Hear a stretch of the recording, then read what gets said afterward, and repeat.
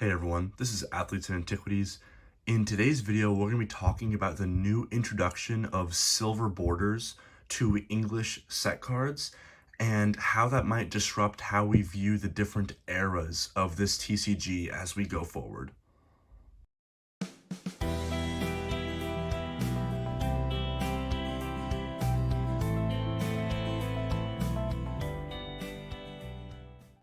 So to start off, I want to go through the history of the TCG and talk about where I think there were distinct changes in era of Pokemon cards released.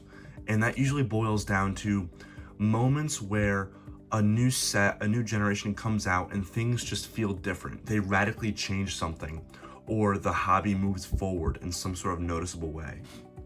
So the first era I've designated as, it's the vintage era, and this is all my opinion.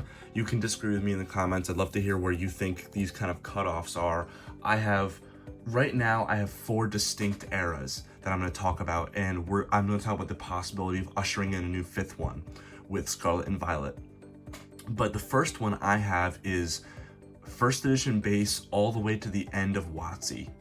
So this is Zapdos here, obviously first edition base, and this is a card from EX, but this is like the beginning of the new era after it. And WotC kind of did their own thing, and once Nintendo took over making cards in 2003, there was a noticeable difference. People were worried about if WotC cards were playable or not. No one wanted things like Skyridge, which is the last set that WotC produced, the marking the end of their era. No one wanted Skyridge because they were afraid that it wasn't going to be playable once Nintendo took over. And so it sold very poorly, and all these crazy things were happening, and once Nintendo took over, they just changed everything. They added in things better than just a traditional holo. This is an EX card. It's a promo, but it's still an EX card. Obviously, WotC had things like the Shining cards and stuff like that, but the Shining cards were a higher rarity, but they were still it was a traditional style. They didn't deviate from the layout too much. And once Nintendo comes in, they say, hey, we got this glittery border, we got a lot of crazy stuff going on, this word EX after the words, crazy high HPs with like Wailord from Sandstorm and stuff like that. It was a distinct era change. So that first era is like the classic era, what everyone considers vintage. That's pretty undisputed. Most people agree that there's a very harsh change. No, not saying that's good or bad. I'm just saying there's a very noticeable change when Nintendo took over. Obviously the word harsh has negative connotations, but I love EX era, so it's not negative to me at all. But so the next era I'm calling, I'm not making this up, but people call it MidGen. But I'm saying the cutoff for MidGen is obviously beginning of EX, which is EX Ruby Sapphire. And I'm saying it ends at Call of Legends. I have a Call of Legends card. Where is it? Here it is. My Call of Legends too. So this is where I think the distinction of MidGen is. So we're talking Gen 3 and Gen 4. Ruby Sapphire, Fire Red, Leaf Green, Emerald, Diamond, Pearl, Platinum, Heart Gold, Soul Silver, and of course Call of Legends. I've talked about it before. A really weird set. It's like not really from anything. It's not really Heart Gold, Soul Silver. It's not really Black and White, but it's similar enough to Heart Gold, Soul Silver that I'm considering it part of that generation. So this generation introduces EX cards, like I said, but it introduces Gold Stars after that. It introduces, once Diamond and Pearl ushers in, it introduces Level X cards. I just happen to have one over here from a previous video. It introduces Level X cards with a new concept of evolving, of putting that same Pokemon onto its own evolution. That was a horrible way to say it, but like a Lucario Level X goes on a Lucario, not a Riolu. That was an interesting concept that they had. They added those Shining, those like SL cards, it was like a Drifloon, a Vulpix, like common cards as shinies. That was fairly new. They added Legends cards where it was 2 halves of a card put together. That was fairly new. They added all these crazy things. They added Primes, which were interesting. They were almost, I think Primes are kind of similar to the Call of Legends Shinings, where it was like a different card of an existing card, but it wasn't like uber powerful. So like Primes were interesting. They added the Shinings from Call of Legends, and that was like its own distinct thing. They were trying a lot of really new stuff. It was like an explosion in creativity and what you could do with this card game. but it does have a distinct cutoff with black and white, because black and white comes in, which is the beginning of the new generation, and it changes the rarity scale, and it kind of has stayed like that for a while. So Call of Legends ends off the mid-gen, and what black and white kicks off, I'm calling modern, and that's Gen 5 and Gen 6. So it's black and white to evolutions. So I have these two black and white cards here over to evolutions. This isn't from Evolutions, but it's from a promo that was given out around the time of Evolutions. So I consider it basically part of that set. I'd rather show that than just like the regular Evolutions holos that are kind of boring. But in this generation, they brought us full arts, and the hobby changed for the better, but it didn't look back once they got full arts. This Reshiram and Zekrom came out, the first set card full arts, and everyone loved them. Black and white was a mappable set, which was a problem, so like buying them, there was some frustration there, but everybody wanted those cards. I was there in the hobby in 2011 when these came out, and it was madness for these cards. Everyone was like, how could they make a card so beautiful? It like blew their minds, blew my mind too. And then you see the progression of that through the XY era as well. They continue these full arts. They bring back EX, but it's like an uppercase EX now. And now it's like basic Pokemon, legendaries, stuff like that. And it comes later in XY, they add evolutions and stuff. But for a while, it was just like basic Pokemon EXs, as you can see with this Charizard. But a lot, like so much changes in this era too, all for the better. We have our full arts, like I said. Those EX eras, they have like plasma cards, those blue cards that come in. XY goes crazy with like mega evolutions and like the gold mega evolutions that like kind of sucked because they looked almost the same.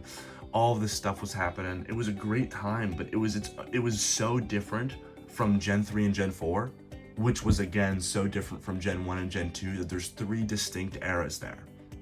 And it really ends off with this bang of evolutions. Everyone goes crazy. The black and white was much more calm. XY was fairly calm, but evolutions, the last set of X and Y comes out, and people go nuts. And all of a sudden, all of these things start becoming more valuable. And that ushers in our first, the next generation that I'm calling ultra modern, where everyone's an investor, everyone's a flipper. It wasn't nearly to the extent that it was in like 2021 with COVID, but it became very money focused in a way that hadn't been seen before. Again, not nearly to the extent of COVID, but if you were there before evolutions, you kind of know what I'm saying. So this modern era ends off with evolutions, which kicks off ultra modern, like I said, which is Gen 7 and Gen 8, and that is Sun and Moon base all the way to Crown Zenith, which is about to come out. So I have a GX here for showing that era. I have I have GX for showing Sun and Moon, and here's a V card to kind of show the Sun and to show the Sword and Shield era. And I have I want to do like multiple evolutions here because there's a lot of very important things that happen that I don't want to just talk about with 2 cards. So Sun and Moon comes in to kick off Ultra Modern, and they bring us GXs. They ditch the EX that we've been playing around with for years. They give us this sleek look to GXs. It's like coarse. It's got this harsh silver. Again, when I'm saying harsh, I don't mean that in a negative connotation, but it's like a sharp look. The thin black line around the silver, it's almost like an Art Deco look from like the 1920s, but obviously very modern. And so that was a very radical change in like what the normal chase card looked like. And also, an important distinction, this was a full art card. It's not considered full art in terms of their rarity definition, but it's an art that goes across the entire card. Up until then, the normal chase card was still a normal art box card. But now GXs come in and they're like, yeah, no more of that. Like basically every chase card is full art in some capacity, and they had to make some distinction between that and an actual full art, which like caused its own problems because nobody cares about actual full arts really. But so then V's come in, they kind of continue this look with Sword and Shield. And one thing to note with GXs, they had tag teams, which are some of the most beautiful cards ever made. I didn't bring any out because I didn't think of it, but tag team GXs were a phenomenal idea, and that was a further example of pushing a boundary.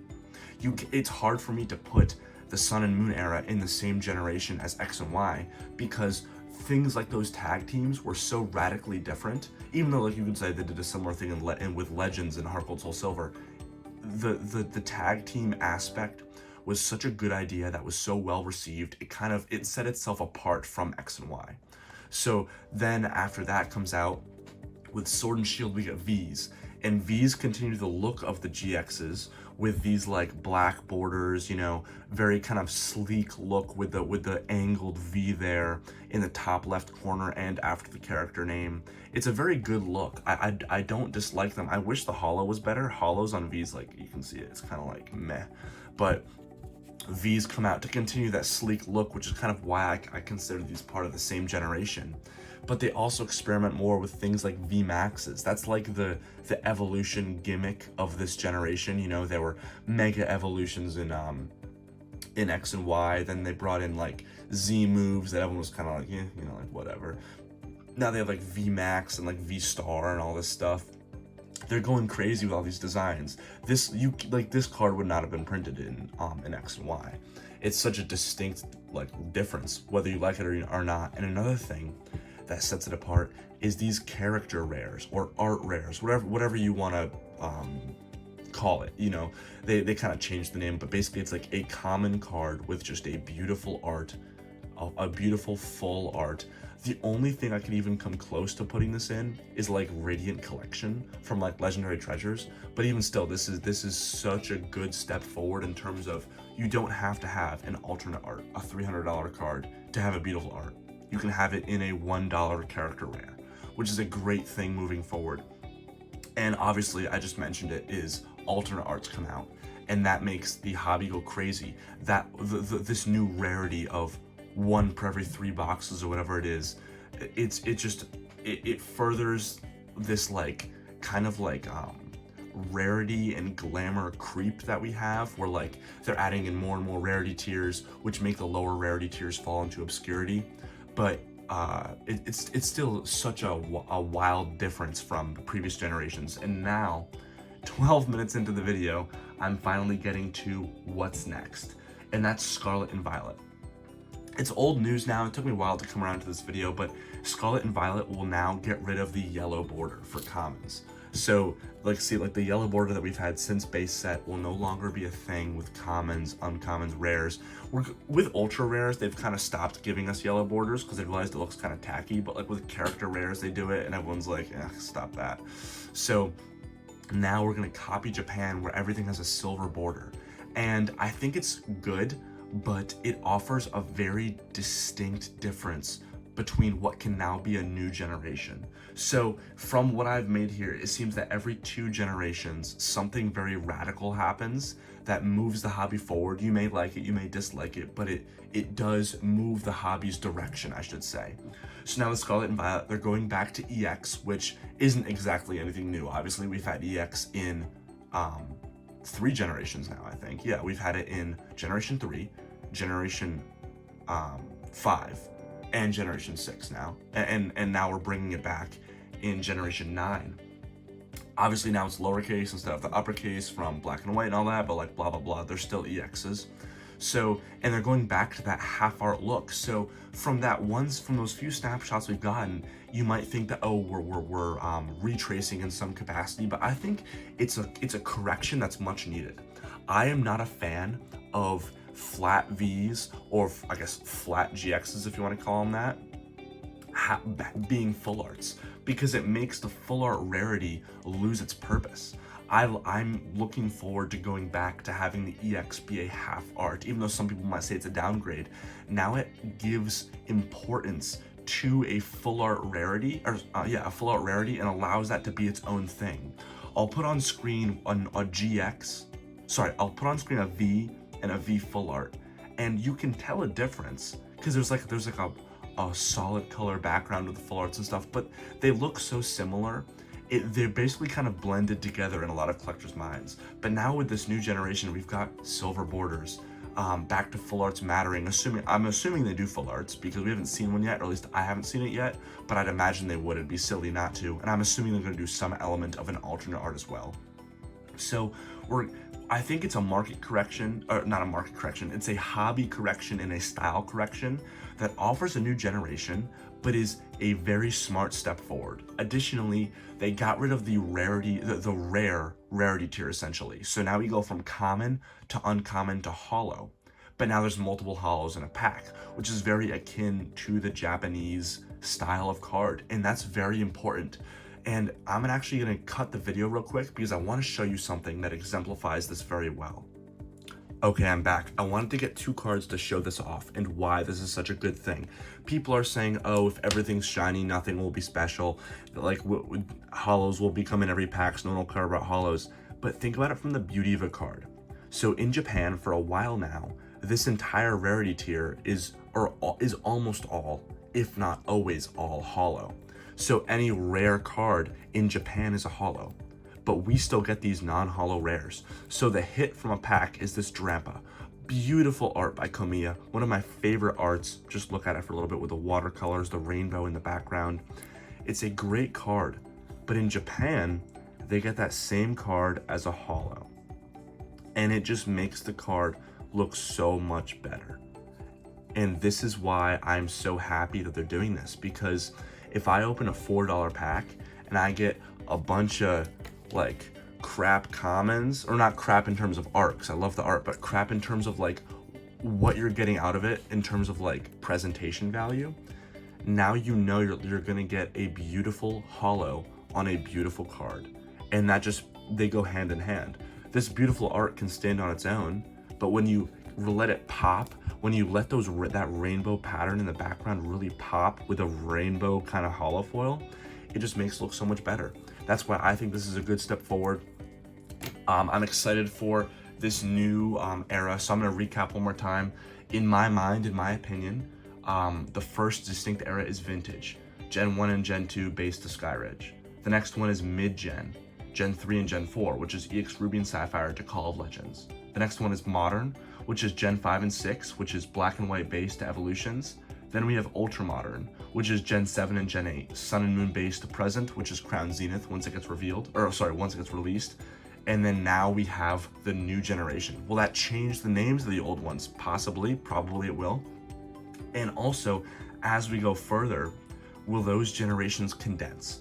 So as we go further, will mid-gen and vintage become one? Will modern and ultra modern become one? Because we can't have 7,000 different generations. They're gonna start to mold together.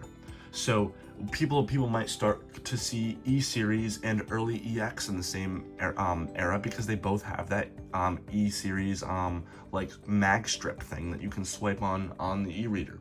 We might start to have modern and ultra modern come together, because like like Gen 5, Gen 6, they had their EXs, they had their full arts. Now you get your GXs and your full arts. What's the big difference? Those two might start to come together.